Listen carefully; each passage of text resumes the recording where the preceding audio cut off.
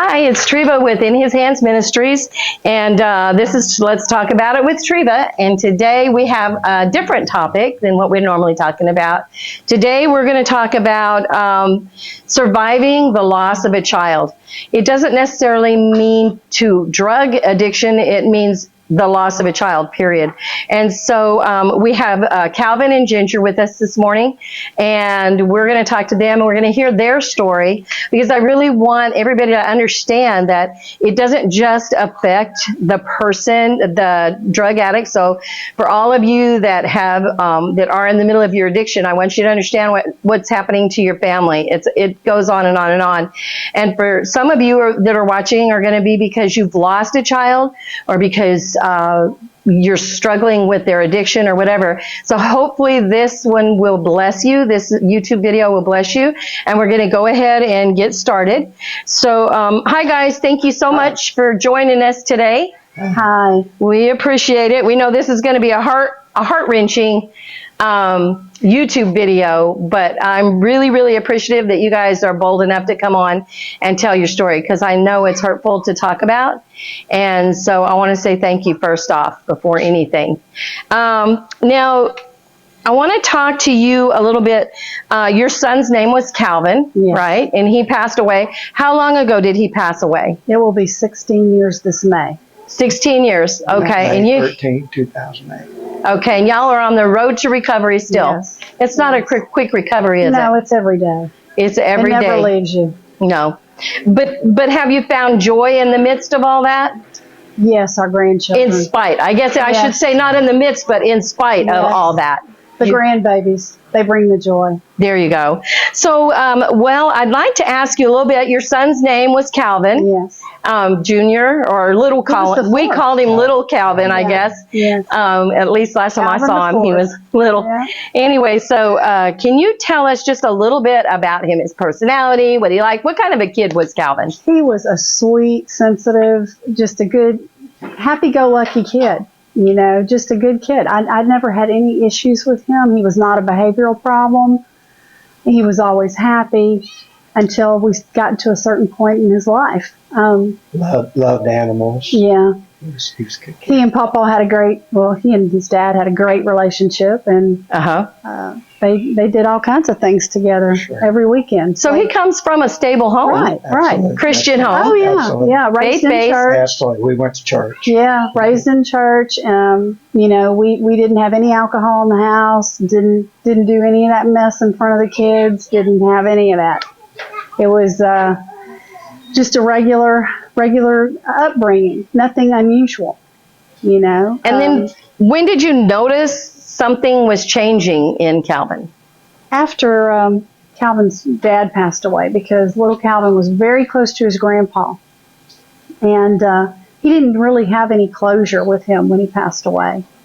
And he was 10 years old, and I believe that was a trigger year. Like his first, that was his first major loss. And he and Papa were like two peas in a pod. They'd go everywhere together when we were in town, and It was my dad's first grandchild. yeah. And so he was like Mr. Right. Special. Right. Well, they had that connection, Yes. that bond. The prince. You know, they had that bond. Yeah. And so that was really hard. And then within the same year after Papa passed away, his favorite teacher, and I think her name was Mrs. Berg, precious lady, Bayshore Elementary, I'll never forget that. Precious lady. And I remember he was devastated, because he would always say, Mom, she was the best teacher I've ever had. And she was an older teacher. And she passed away really quick, like I want to say April. So, you know, here we are. Papa passed away December, and then he has another loss in April. And he's at that age, that 10-year mark. And then did you notice that he was like getting depressed? Off and on, I did. Yeah. I did. And I noticed that there was deep sadness, you know, so we always tried to compensate. Mm-hmm. We'd try and take the kids on good vacations. We would just do special things for them to make up for that, thinking that was going to be a fix-all, you know. Right. Continued to take him to church, went to church camp. You know, we just encouraged friendships in the church, and the ones that he had in the neighborhood, they were all God-fearing little boys, and, you know, they would do things together, go fishing. Yeah. And Little boy things. yeah. Yeah. Lots of fun stuff. But we noticed that he would have moments that he would be really sad, and he would go into his room, and he would spend time. And you with guys himself. were not really familiar with depression, or I mean, you're we- totally. right. Most And people it's our are first totally child. And uneducated it's our when it first comes to child. that. For sure. So you That's don't it. really realize that. No, we did not realize what was going on. We Yeah. didn't realize how bad the depression was getting. So, what were some of the signs that you knew? Okay, wait a minute. I mean, I know that you've said some of them, but like when he started getting high, or when he started self-medicating, I should say. Right. What, Would what not, were the would signs? not want to participate in any family functions. And if he was at a family function, he would go and fall asleep on the couch or in a different room, or he would go play his guitar by himself. Withdrawn. He would withdraw. Withdrew. Withdraw. That's exactly right. He would withdraw. Okay. Yeah, and that was the biggest sign, you know. And then when he would go someplace with his friends, I would have to constantly hunt him down. He wasn't real good about showing up when he was supposed to show up. Disappear for a little while, and then you're trying to find him, and that was a second sign. True. Yeah. That was Yeah. kind of scary too. Yeah, it was very scary. And y'all still had you have a daughter, Yeah, Right. and you still had your jobs. right. Were you in nursing school Yes. around that time? Nursing school, and then I went to work downtown, and so I was gone a lot, worked a lot of shifts, 16-hour shifts. He was a Okay. plant worker, and he was gone a lot, I so worked 2 jobs so we could have that extra money to do Right. things that we thought was going to make a difference. we thought the money would compensate, Yeah. you know, by being able to do nice things. A little louder, Calvin. Okay. But when one day, this was the big thing that triggered, one day I got a call. I was working at the hospital downtown, and they said, Calvin just climbed out of his window. Where's your husband? This was my next door neighbor. And I said, uh-oh, he's at the plant. And so she goes, it's okay, I'll try and catch him. And you know. Anyway, I ended up cutting my shift short and came home and had to find him. And he was in the neighborhood at another boy's house. And it's the middle of the night, and they had school the next day. So I knew we're in trouble. Yeah. Yeah. And so that was. You never really think about it, though. I mean, you don't think you really don't And think I it's just- going to be that bad. And I All really kids do thought, stuff like that. At that point, I just thought, well, maybe he's just trying some things, and we'll get through this. Yeah. I wish I would have known what I know now. Oh, yeah, absolutely. So around that time, did you? We talked about maybe you took him to some counseling. I did. We started going to counseling, and that seemed to help for a period of time. But it's real difficult for parents because in the state of Texas, you have literally no rights to. The counselor's not going to tell you what's actually going on with your child okay. because of the laws. And so it was a real. She would tell me things to do as far as parenting, which did help, you know, like make sure you know where he's going, who he's hanging out with, but she couldn't really tell me what he was dabbling in. And that's really what I wanted to know at that point. Yeah. So I did start going through his room, and I would find different things, and I would address them. And I was thinking, well, this is good because I'm bringing it out in the open, and I know he's smoking weed, but I didn't know that he was doing the other things, the prescription drugs. Right. And I don't really know. I was trying to think the other day when that actually started, and I honestly think when he had he had surgery. He had wisdom teeth taken out, and then he had his ankle. He broke his ankle, and I think during that time is when he started. I think he felt that euphoria from the hydrocodone, and I think that's where it started. I wonder. He started noticing. Okay, well, this pain. Is when it really started. Yeah, it's not just taking away the physical pain, but it takes away some of the other pain too. Exactly. Yeah, that's unfortunate. It is. So then they started prescribing meds for him. Right. And you think that might be what got him really going on? Well, you know, I'm really not sure, Treva, because that was a little bit later on when he would go to all the pill mills. That was when he was older and was driving and able to get to where he needed to be. I just think he self-medicated a lot growing up, and I didn't realize it, you know. With what? I don't really know. I suspect marijuana and possible pills that he got on the street or from friends. I don't know. But when they start to withdraw, that's the biggest sign right there. Yeah. That was the biggest determining factor. We knew something was up. And I really thought that counseling was going to help him get through all this. And Right. he was still going to church and still trying to, he was still functioning. I mean, Right. he functioned well, and that was part of the thing. He functioned so well that a lot of times, I mean, he was making A's and B's in high school.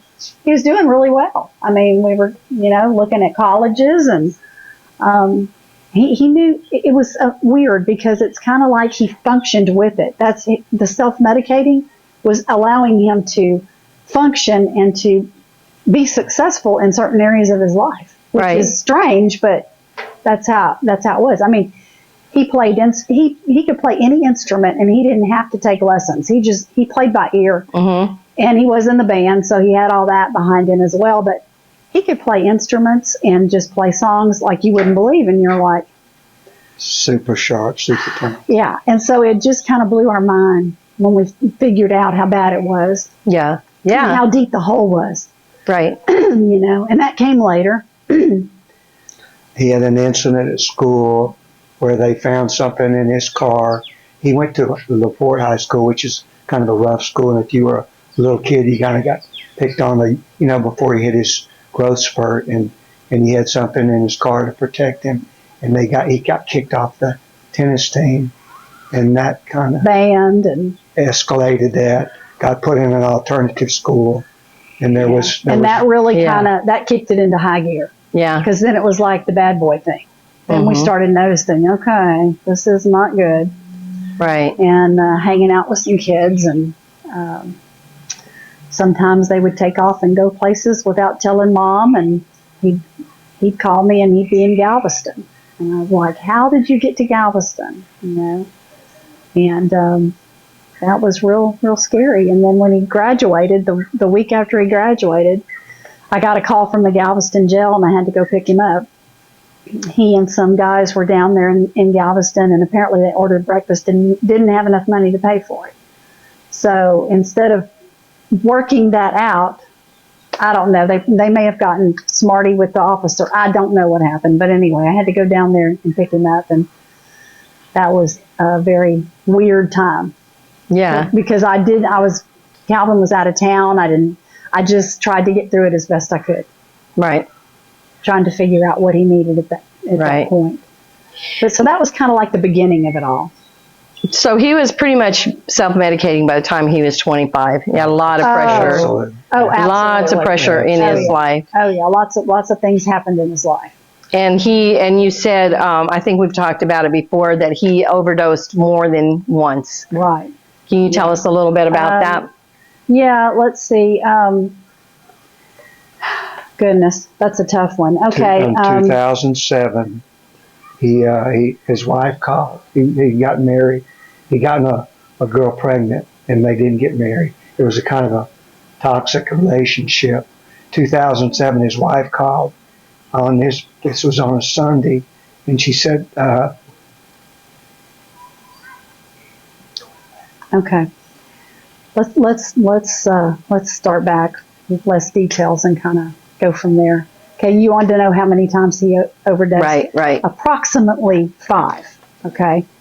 One Oh, was, wow. Yeah, and one was at our house. The very first time, he was actually at my house with the new baby, because we would take care of the baby almost every weekend, because Mama had her issues and lived in Tomball, and so we were driving back and forth to Tomball to pick up the baby every weekend. Well, they were there, and his mother was staying with us from Oklahoma, and we were celebrating something. I can't even remember at this point, but he got so sick.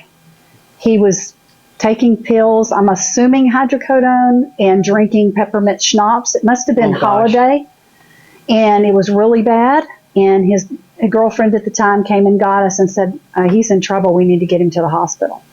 And being a nurse, I checked his heart rate. It was like 30 something. So I was like, okay, we either call an ambulance or you're taking him. Well, we were right down the road from the hospital. So Calvin puts him in the van, takes him to the hospital, and they were able to make him throw it all up and got him back. And that's when they talked to us about going to rehab the first time.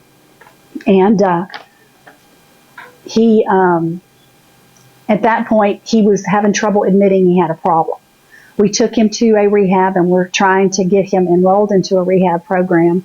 And he was not receptive and fighting us on it, and told the doctor basically that, he wasn't interested and he didn't need rehab. And the doctor looked us in the eye and said, "I'm sorry, but you have no rights. You have no parental rights in the state of Texas because he's 18 and he can do whatever he wants to do." So I said, even if he's a danger to himself or others, being a nurse, I'm thinking, well, how come this guy can't help me to get him admitted? Right. He refused to help us.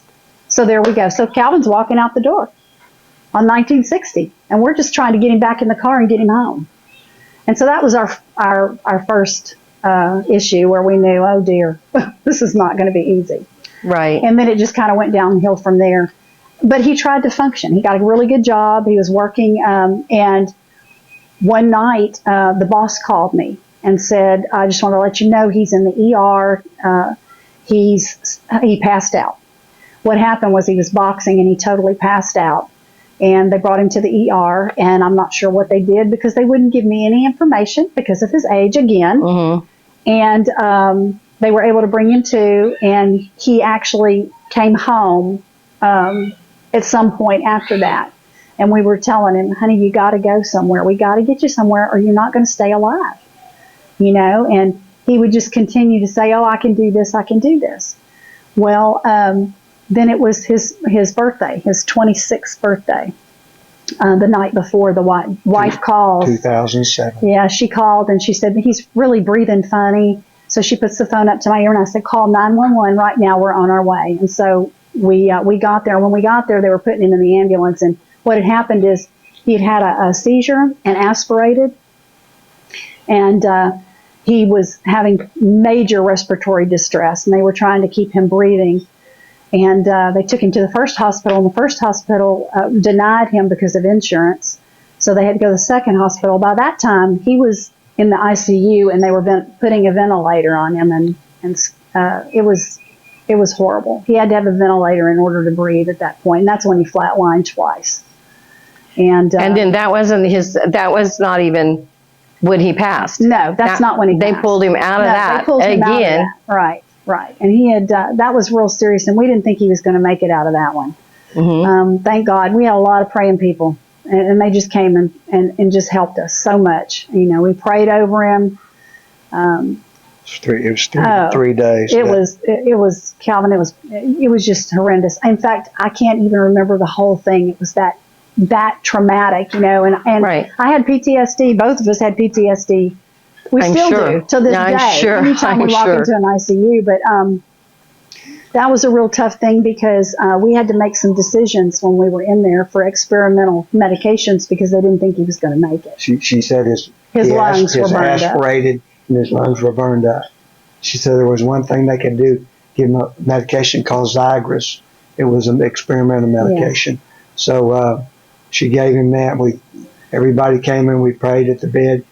You came in. We prayed at the bed for 3 days, and he came to, and he was healed.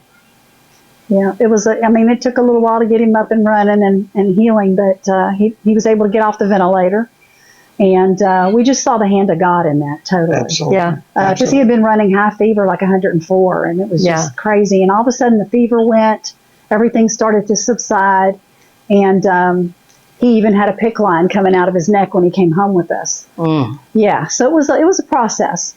But immediately after he got his PICC line out and the doctor released him, you drove him to the rehab, didn't you? Yeah. Yeah, he took him to Clear Lake and put him in rehab. And all we could afford to was a week. Or he wouldn't go longer than a week. He wouldn't agree to go longer for a week. We wanted to send him out of state one that was a month. Yeah. Mm-hmm. 60 days, 90 days. We thought the longer the better. And they had a 9-month course that I had checked into. And I'm telling you, a year course is really what it takes. And in the 9-month course, they were going to teach him how to cope with life because that's the biggest thing that the counselors were telling us. Yeah. Look, his issue is he's having trouble coping from day to day, making enough money to support the family, to please the wife, to please y'all, to do this, to do that. And pressure. All the pressure and stress. And life's pressure. But he went to this place, and when he came out, he was the old Calvin, and we got to spend we got to spend several months with No, him. It was back, good. He was back to normal, Tree. That's Yeah. great. He was great. Yeah. Came home with a different attitude, Absolutely. different perspective, and I think we may have come and seen him because he was real Right. muscly and Absolutely. right, he had Going been to the working gym, out. going to yeah, the yeah, gym. Yeah. real cute, just so Yeah. good looking with his little muscles and yeah, Had everything going for him, Tree. right. yeah. Everything. And, and he had found a job and he seemed to be happy and things were starting to fall into place. And then And then, and I want to say this to you guys: don't go anywhere that you don't feel like you can go with this story. Okay, I mean, don't if it's hurt, if it's Right. too painful, just don't go. Just tell me what you can. right, right. Okay. We had the best Thanksgiving and Christmas ever, and he was a part of it, and we got to spend time with him and baby girl and That was his daughter. His daughter. Things were back to normal. We had hope. right. Yes. right, Yeah. Things were back to Absolutely. normal, and we were going, wow, it's going to be okay. right. And We had such hopes, that it was all working out. It seemed like things were getting better for him, and we were trying to encourage him. He was also going to Al-Anon, Mhm. and so he knew what to say to us to make us. And granted, I really think he was sincere at this point of wanting to make things better. But he would tell me, he said, "Mom, you have no idea the pull and the draw to that," because he said it just hurts so bad some days. I just Right. hurt so bad some days. And so he was on an antidepressant, but it just didn't seem to be touching him. He was still having trouble sleeping at night. He would tell me, "I'm having trouble shutting down my mind and sleeping," and so it was about, I'd say right before Mother's Day, he had called. Now, he was supposed to come up for Megan had a baby, and that was his sister. yeah, his sister Megan had a baby, and he was going to come up for the birthday party. And he called at the last minute and said he couldn't come, that he had to work, and that he would see me on Tuesday after Mother's Day, because see, that Sunday was Mother's Day. And he said, "Mom, we'll go out to eat, or we'll do something special on Mother's Day." Well, we didn't get that Mother's Day, because Tuesday morning is when we got the call. I got the call that said, "You need to come to the apartment. He's not alive." And so I'm driving down 45 thinking, what did they say? And did they really mean that? And, you're in this other place during that time. What worst Go into shock. And I'm trying to call Calvin, and he's on a job in Houston, and he got my message, and so he's trying to get back. And so by the time I got there, it was really pretty weird, because the police are there, the ambulance, all the ambulance crew, the paramedics are there. There's a judge or someone, I'm not even sure who he was, the constable, judge, somebody was sitting in the kitchen. And I got to go in and I laid hands on him and I prayed for him. And I remember getting so sick that I ended up in the bathroom just vomiting profusely. Yeah. And just thinking, this has got to be a nightmare. Wake me up, people, because this cannot be happening. True, but he's a big kid. He was laying on the ground. Yeah. He Yeah. was It looked like he was trying to get to the bathroom, just, and he collapsed. And what they told us is, like, we didn't know this then, but we learned this later, that he went into total respiratory depression, where it totally shut the lungs down. True, but he was as blue as your jeans. And, and the poor baby, we're trying to keep her out of there so she's not witnessing all this stuff. She's 3 years old, and, we were like, she doesn't need to see all this. It was mass hysteria, because Jacqueline was a mess, and it was just not a good thing. It was horrible. And I don't really remember a whole lot of that. I have holes, I just remember. Sometimes I think God, I think He gives us protects like a I know he spiritual does. anesthetic, He right? does. He gives does. us, He helps us through those moments, He does help us because through the we couldn't moments. possibly handle those Right. moments. And I remember that there were a table, and it's just full of pill containers that they had found in the cabinets and in the vehicle. And Gave them to law enforcement. and the guy that was there, and I can't remember who he was, but he was quizzing us about all of that. And I basically told him, look, I can tell you now where he went. These are all the pill mills. I can tell you where they're located because They had the doctor's name on them. yeah, there were so many pill mills at that time. It was unbelievable. So I had the presence of mind to take pictures and to write down some of this stuff. Not that day, it was another day when I'd gone back to the apartment. And I wrote down a lot of that stuff. And I ended up going to a judge and saying, this is what's going on in our community. Mm-hmm. I lost a son to this. And, you guys need to be investigating because look at all this. This is crazy. I mean, it was just ridiculous. I even called one of the doctors and said this is the outcome. Yeah. This is the outcome. And they hung up. Yeah, they don't want to. Well, they don't want to know. No, they don't want to deal with it. That's We wrote letters. We wrote letters to the pill mills. We wrote letters to the doctors. Went and saw the county judge. I mean, we did all kinds of stuff to try and get the ball rolling. And it seemed like every door was shutting to us because of his age. And even when I showed him statistics, 26-year-olds. Look at how many 26-year-olds in Montgomery County and in Harris County we've lost. And they're all males. Most of them were males. It was ridiculous. Mm-hmm. And it was like, something has to be done, Now, I know this is kind of off the top. I mean, it's on the topic, but when he went to rehab, y'all didn't know about like Christian rehabs. So was it a Christian rehab that he went to? It was not a Christian rehab, Tree, but Christian rehabs are, at that time, we're talking $40,000, $50,000, and we didn't make that kind of money. We didn't qualify. Well, they have some now that are faith-based and that can help.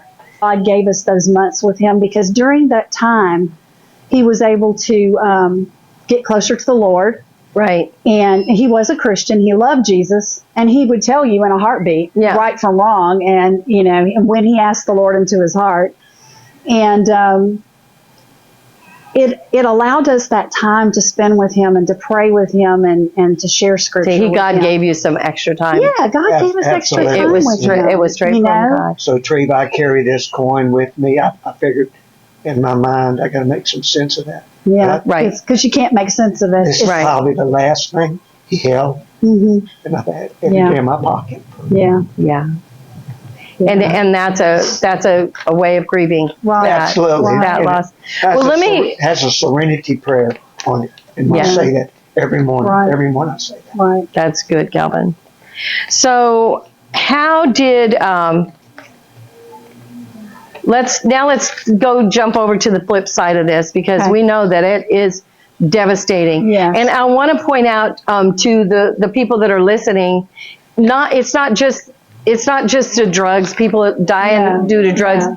Any kind of a loss of a child is devastating to the parents. It's something that people are afraid to talk about. Do you agree? They're afraid to talk to you about it. Yeah. They're afraid to mention the name of your son. Right. They have no idea. They don't know what to say. No. It's people are ignorant in that area, and I don't mean that in a mean way. It's just they don't have a clue. How do you talk to somebody who's I mean, what can you say? Right. It's a tough subject. What would you say to something like that, to somebody that would want to help someone that just lost a child? Right. And we're not, and let me say this, we're not talking about loss. Right. There is a horrible loss when it comes to a parent or a sibling. Those are horrible loss. Right. But the loss of a child is a totally different loss. Yeah, it's not the same. I think that's the hardest problem because people just don't get that. Right. And you don't want them to get it because you never want them to have to be in that club. The only way you can get it is to do it. Horrible. I told the lady that one time. I don't know how we got on the subject, but I said, we're members of a club. You don't want to be a part of. I know. Nobody wants to join. No. Yes. You don't. But the best thing that I can say sometimes I had to go to a funeral about 6 months after that, and I couldn't handle it, guys. But I tell you what I did, because I couldn't sit there. I had to get up and leave, and then I came back. I went up to that mama, and I gave her a hug, and I said, I love you, and I want you to know that I'm praying for you, and I can actually tell you that I understand this because I just went through it. And here's my phone number. anytime you want to talk, I don't care what time of day, what time of night, call me. Because I'm here for you. We need each other. There you go. You know? And that's it. That's it. And Just that's it. being there for That's someone. it, because nothing you say is going to fix the situation. But they need to know that you're there and that you love them and that you want to talk about their child.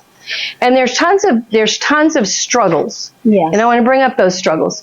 I know when I lost mine, my son, there was a struggle of joy. Oh, yeah. Like if I would feel even 1 minute Right, of you feel happiness guilty. or joy, or if Guilty. I would laugh, Oh, yeah. I would feel like the most horrible person in the world. Did you guys experience that? Exactly, because you beat yourself up every day and you don't think you have the right to be joyful. And you feel that guilt, intense guilt. What did I do? What did I do? You know, you What could I ask, have done to yeah, and we still ask God that every day. Jesus, we're so sorry. And was I a bad parent? Yeah, what did we? What know? kind of parent would let this happen to their child? And people don't realize how it affects the entire family. Entire families are affected. Not just The one person. grandparents, Everybody that's connected to the that. sisters, Together the is never cousins. the same. No. Never. Yes. never the Christmas, same. holidays. Gotcha. There's always this deepening sadness because you're missing that.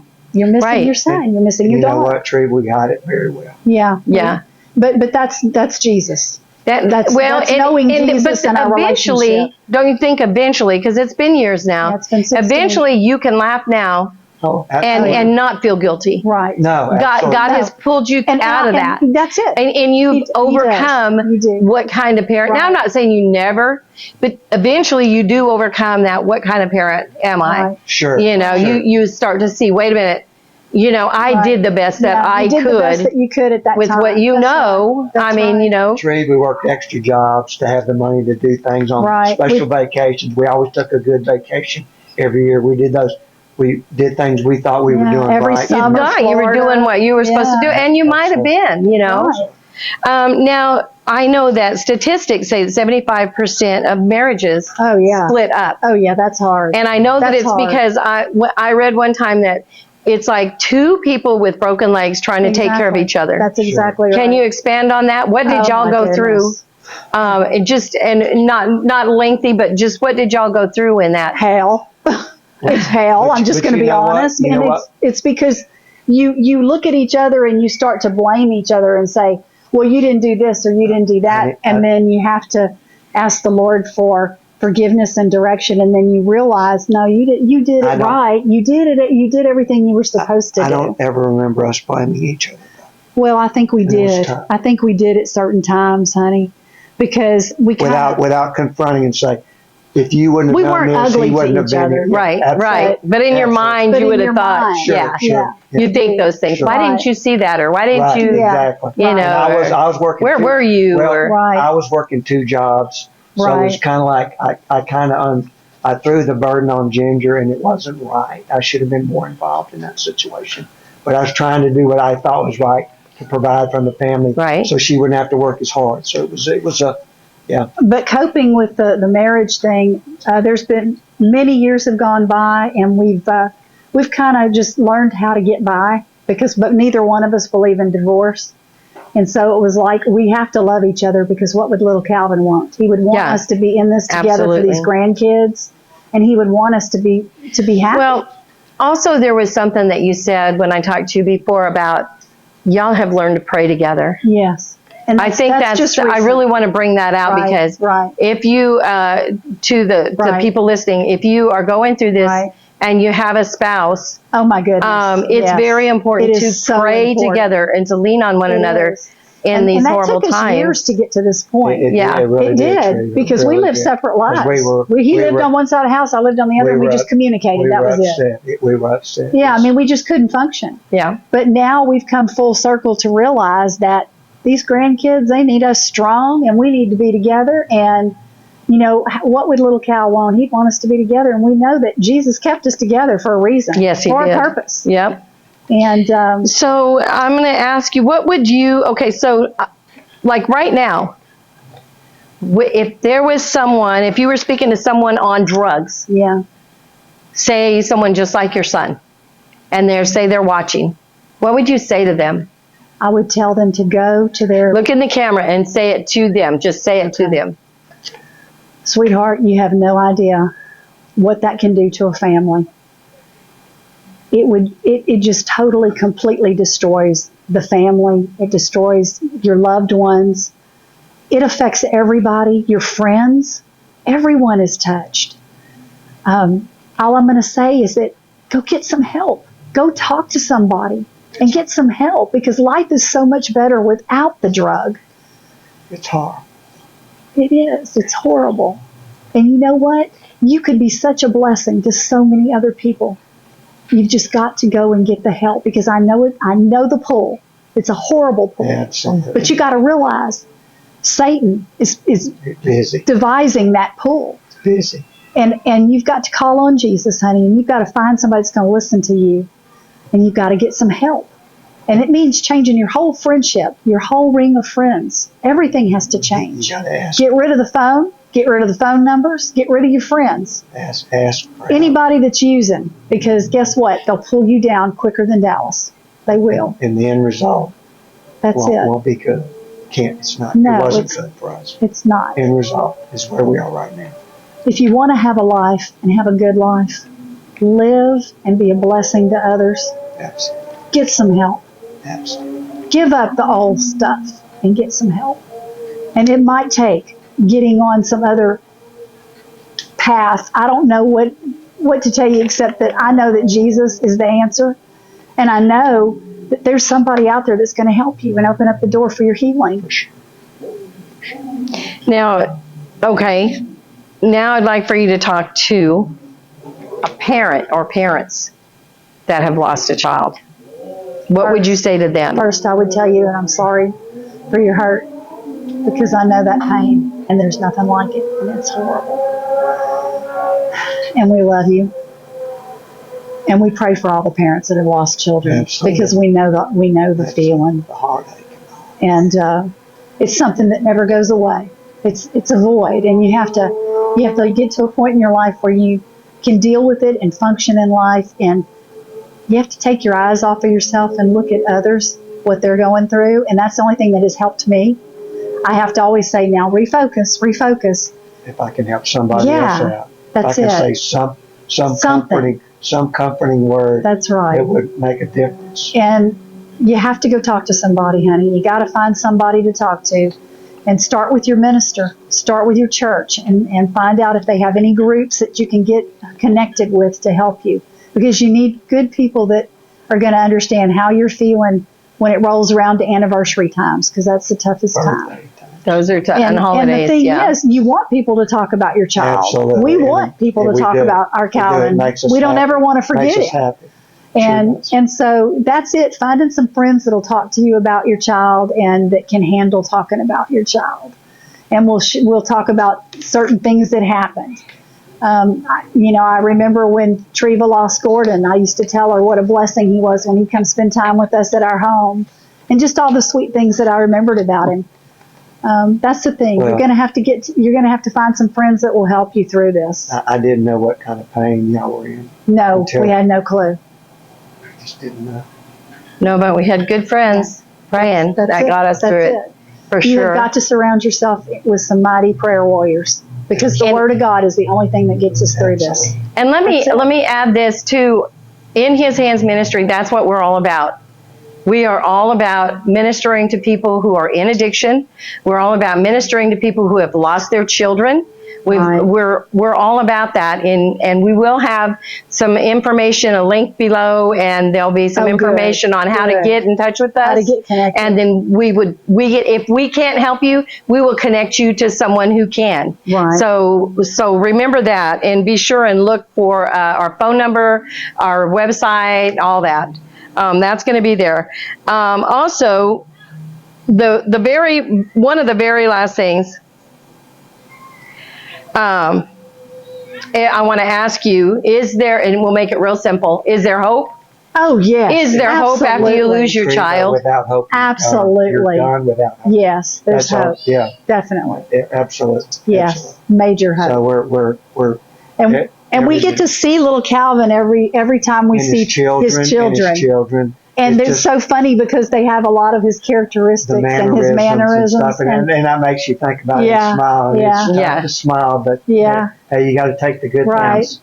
And You do. we've already been dealt we've been That's dealt a it. rotten hand. So you got to play the cards you're dealt and enjoy what's That's left. right. And, That's and right. be happy and thankful for what you have left. If he wouldn't have had any children, we wouldn't have anything. Yeah, that's So right. we get I know that. so But and even That's we it. tell his it would have been his nieces and nephews what a great guy he was. We have pictures around the house, and they look at him, and, Right. and they want to know. And you about know, their children are awesome about that because there's no wall up. They'll talk. yeah, they don't about it. have. They'll Yeah, they say- don't have to worry about what they're going to Yes. say or is it going to hurt you. They want to know. They want to know what Did he like baseball? Did he like basketball? You know? Yeah, and it gives you an Show us his opportunity to go guitar, back there you know. So and show pictures. and that's healing.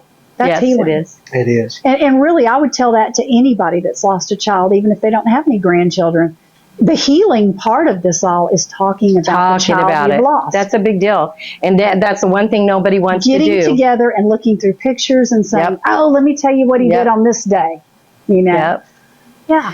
Okay, well, thank you guys. I know this was hard and probably one of the hardest things you're going to do for a while, but I do appreciate you guys reaching out You know and what? wanting If it to helps help one others. person, then we've done something. And so We want to be a thank you. blessing. And we thank you Thank for the you. opportunity. Thank that you we for this can- opportunity. Hopefully, our message will help somebody else. I hope overcome so. this difficult Yes. time. I hope so. All right. Well, Thank thanks, you. you guys. Thank Thank you.